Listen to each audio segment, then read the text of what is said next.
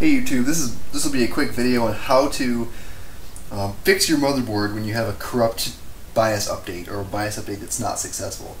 Updating your BIOS is risky because it controls your motherboard at the most basic level, and you need a BIOS in order to update a BIOS. And if you are in the middle of updating and there's a problem, then you no longer have a BIOS left to use to upgrade to a new one or to fix one. So essentially you can brick your motherboard if you have issues with a BIOS update.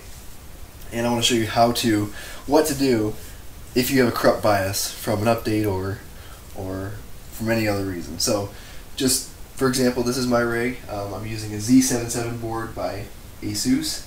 Now this is true for pretty much all boards. I know some higher end boards have like a dual BIOS feature with a backup, and you can look more into that, but in general, if you have a corrupt BIOS problem and you've bricked your board, what you can do is you can go on eBay and order a replacement BIOS chip, and you can just type in the search whatever your motherboard name is, and with the keyword BIOS chip.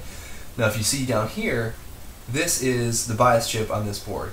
It is a removable little 8-pin chip there, and if you're very careful you can pry it up or pull it out with a flat blade screwdriver, or maybe like I think they make special tools for pulling it out, but as long as you're pretty careful to pull that out and you just pop the new one in, you should be good. That should actually fix your board. So it may be easier just to RMA your board and see what happens, but that depends on the manufacturer's willingness to replace your board after you try to do a BIOS update and screwed it up. But just if you brick your board, you may be able to fix it for 15 to 20 bucks pretty easily just by replacing that chip.